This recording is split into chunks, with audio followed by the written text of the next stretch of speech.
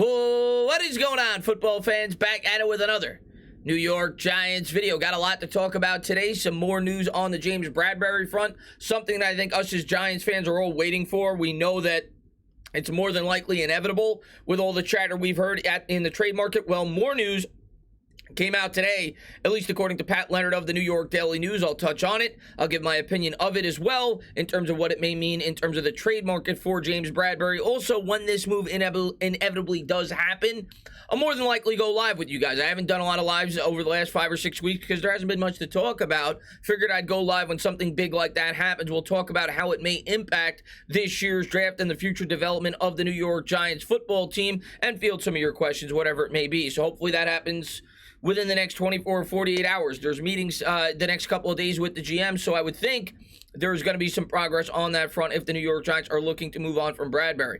Also, I'm going to touch on some of the comments that came out about Daniel Jones from your owner, John Mara. I'll give my opinion on some of the things that John Mara had to say, and we'll touch on the new addition for the New York Giants on the offensive line. They pick up Max Garcia, a former fourth-round pick, who last played last year for the Arizona Cardinals. He started 11 games. We'll get into some more of the specifics on him. This is now the fourth interior offensive lineman that the New York Giants have signed, and fifth offensive lineman they've signed overall in free agency. With the limited budget that the New York Giants had, that's a pretty good job. They've brought in Jamil Douglas, Mark Lewinsky, and John Feliciano as well on that offensive line. And I think what you're getting here is an experienced lineman, at least a guy that could provide valuable depth. He has had injuries throughout the NFL. He tore his ACL at one point, but at a bare minimum, he's a guy that's going to compete in camp and create more competition. Certainly something the New York Giants need, but we'll talk further about him, give my opinion on that as well. We're going to start with Daniel Jones. We're going to start with some of the comments that have come out from John Mara. Of course, John Mara earlier this offseason talked about Daniel Jones, displayed confidence. We've seen the same thing from Joe Schoen. We've seen the same thing from Brian Daboll. Mara then came out again yesterday in an article with the New York Post and doubled down on those comments, showing even more confidence in Daniel Jones. Let's read the comments. You tell me what quarterback would have thrived over these last couple of years with what we had there on offense, Mara said. I was in a health and safety committee meeting the other day, and they showed our injuries over the last 4 years as compared with other teams. The last 4 years, we've had more injuries than anybody in the league, and a lot of them were on offense. So let's give him a chance and a new staff and a better offensive line, and we think he'll be very successful. The Giants are the NFL's most injured team since 2009. That's an undeniable dose of reality. Which leads me into thinking, and I said it on Twitter yesterday when I read the article, well, John, maybe it's time to do something about the turf. And yes, I fully recognize that the turf and the playing surface is not the only determining factor as to why we've had as many injuries as we've had, but it's probably part of the reason. I'm sure the medical staff, the training staff, our evaluation of players, drafting players that may have injury concerns, signing players that may have injury concerns, could all be factors as to why the New York Giants have been the most injured team since 2009 over the last 12 years in the NFL. But the playing surface has to have something to do with it. We've heard several teams come in and complain about it, and we'll see if John Mara does change that this offseason, something that New York Giants fans have been calling for after we've seen all the injuries with the football team in recent years. We'll see if that ultimately happens. As far as the rest of what he has to say, I mean, it's accurate. John Mara's come out and said that he's failed Daniel Jones. Now he's just going into more specific detail, but it is true. The New York Giants offense and the protection for Daniel Jones has been an absolute joke. That doesn't mean that Daniel Jones is going to be the long-term answer, but I don't disagree with anything that he said here. But we'll see when Jones is back, because I think he will be, if he can take that next step up with what they think will be strong improvements. Here's the next thing he had to say. We still have a lot of confidence in Daniel and think he's going to be a very good quarterback. If we just put the right pieces around him and give him a little more continuity and stability, Mara said.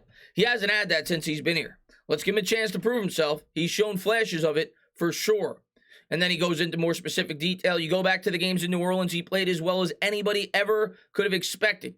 We think there's a lot more of that left in him if he can just put the right pieces around him. And John, as a Giants fan, I'm praying and hoping you're right. The fact of the matter is, regardless of the surrounding cast that Daniel Jones has had around him over the first 3 years in the NFL, the results just have not been there. He's approaching the fourth year of his rookie deal. After that, he will be a free agent unless the New York Giants extend him on the 5th-year deal of his rookie contract, and I think the deadline to that is May 2nd. And that is where I think John Mara could put his money where his mouth is. If he does not extend Daniel Jones, I do not think they have supreme confidence in him. They may have enough confidence into thinking that they may be able to improve him and get a much better product, but they're not completely sold on the kid. And I think most Giant fans, regardless of how big of a Daniel Jones fan that you may be, probably are in agreement. It's probably not in the New York Giants' best interest to spend $22 million on the 5th-year option before the year starts with Daniel Jones due to his injury history. But I think most Giant fans, I definitely am, are rooting our asses off for Daniel Jones. And I hope with the improved coaching staff and hopefully the improved offensive line, he takes a big step up in year 4. That'll be the biggest storyline of the offseason. Then went on to say, I think having Tyrod Taylor will certainly let us sleep better at night, knowing that if something happens to Daniel, we have somebody who could walk in there and at least allow us to compete and win some football games. And that couldn't have said that any better. I mean, we all got enough of Mike Glennon and Jake Fromm last year, and it was important for the New York Giants to address that backup quarterback position. But overall, his thoughts on Jones, listen, I think Jones, like I've said all offseason and at the tail end of the regular season last year, I expect Jones to be the quarterback of 2022. I don't expect the New York Giants to draft a first-round quarterback. Is it possible? Sure. Maybe the New York Giants are playing games. I saw a lot of people on Twitter say that they think it's a big mistake for John Mara to come out and talk about that the New York Giants are so committed to Daniel Jones just a month before the draft, and I think it's a good point. You don't want to give away any information. Whether or not you are committed to Daniel Jones, you may not want teams to believe that you are, that you may be open to drafting a quarterback, because not necessarily for our ability to trade down, but you may want teams to jump us to go up and get a quarterback, right? So I understand that line of thinking. And maybe this is the New York Giants with a tactic, trying to tell teams out there, listen, we're open for business. And we've heard a lot of rumors that the New York Giants are open to trading down for a team that may be looking to move up and get a quarterback. Regardless, like I've thought all along, expect Daniel Jones to be the quarterback in 2022, but maybe we'll be shocked on draft night. We'll have to wait and see in about a month. Now, let's dive a little bit further into the James Bradberry rumors that came out today from Pat Leonard. Of course, it's been widely speculated and reported that the Giants are going to move on from Bradberry, the major reason being having nothing to do with his play on the field, everything to do with the fact that the guy's due to make $21.9 million, and we have to pay our draft picks coming in this offseason. I think we're due about $16 million or so against the cap. With the draft picks that we're going to be bringing in. Right now, the New York Giants have approximately $2 million in cap space. If they were to trade Bradberry and not eat any more of the contract, which was reported they may be willing to do, they would save about, I think it's $11 million or so on this year's cap if they were able to unload Bradberry for some draft capital. Obviously, the Giants don't view Bradberry as a long-term answer, and they want to get something while they can. Some people have brought up the possibility of trading Saquon Barkley instead of him, to which I would say, yeah, but there's not a market for Barkley. There are teams out there that could certainly use the skills of James Bradberry, and we'll dive into which teams specifically, at least according to Pat Leonard's sources, are potentially interested. GM Joe Schoen is expected to unload the team's best defensive back soon, according to league sources here at the Breakers Luxury Resort in Palm Beach, Florida. This is where all the general managers are meeting. The Houston Texans, Kansas City Chiefs, and Indianapolis Colts are the teams to watch in a Bradberry trade, sources say. And then this just basically reaffirms what he just said. So those three teams, obviously, I think it makes sense. What could they get for him? I'm not sure, but these are three teams with the Chiefs, with the Texans, well, not the Texans, but the Chiefs and Colts who are looking to contend that could use some help in that secondary. If the Texans, I suppose, were to trade for him, well, that would take out maybe the minute possibility that they could take a cornerback before us in the top 4 picks. And we'll see what draft capital we could ultimately get for James Bradberry. I would guess it'd be about a 4th-round pick, but some of it may depend on how much money the Giants are willing to eat. They may be able to get more. Like I've talked about in previous videos, I've thought in a fantasy world of taking the 36th pick in Bradberry and potentially moving up to 29. Of course, that may be a better trade suited for draft night when you get to see which players may potentially be available for you. But regardless, expect Bradberry not to be here next year and expect the New York Giants to get something in return. And I think it's a good move. I think it's something that they have to do. Now let's dive into this. Move that down just a little bit. This is the new acquisition as the New York Giants brought in a new guard with Max Garcia. Like I said earlier in the video, the 4th interior offensive lineman that the Giants have signed this offseason, and I think it's a good move. Is he going to start? I'm not sure. He started last year for the Cardinals, and we'll get into some of the things that people on Cardinals blogs had to say about him, coaching staff, so on and so forth, about the way that he performed. The Arizona Cardinals offensive line last year, surprised. They were one of the better units. Garcia did surrender 4 sacks. I think he had a PFF grade of about 58 or 59 or so, but going into week 14 against the Rams, he had only surrendered 1. Bobby Skinner actually got this information from. He gave up 2 sacks against the Rams. Of course, they have Aaron Donald, the best interior defensive lineman in the National Football League, and at that point had the best pass rush in the NFL after acquiring Von Miller. So I'm not going to kill him for that. So by all accounts, actually did a pretty good job last year, has had injuries in the past, but let's dive further into him. When Max Garcia arrived at the State Farm Stadium in July for training camp, the offensive lineman was a backup to center Rodney Hudson, a 3-time Pro Bowler acquired via trade for Oakland on the depth chart. That's another good thing about bringing Garcia in. It's more versatility on the inside, capable of playing both the center and the guard position. He did take about 200 snaps roughly at center last year as well alongside the guard.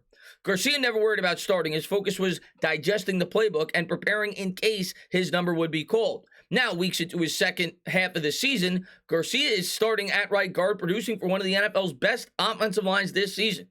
I'm not a guy that worries about starting, Garcia said. I'm just trying to do my job and earn the trust of my coaches and teammates around me. I try to play to the level of execution and the intensity of the guys around me play it. We have a strong unit, and I didn't want to be a weak link on the line. We've had so many different units, but we always go out there and battle. That's something you can attest to of our culture. Guys filling in and stepping up. It's the next man up mentality. Now, of course, it helps when you have a guy like Kyler Murray back there. Murray, of course, one of the most mobile quarterbacks in the NFL. So I'm sure that assisted in terms of, his improvement in terms of not allowing as many sacks as he may have in the past. But regardless, by all accounts, did a pretty good job last year for the Cardinals. According to Jordan Schultz, the Giants are signing offensive lineman Max Garcia to a 1-year deal. I don't think the dollars have come out, but I would assume it would be similar to the contracts we've seen. Being that the New York Giants have no money to spend, I would assume it would be a 1-year figure like a $1.2 million contract.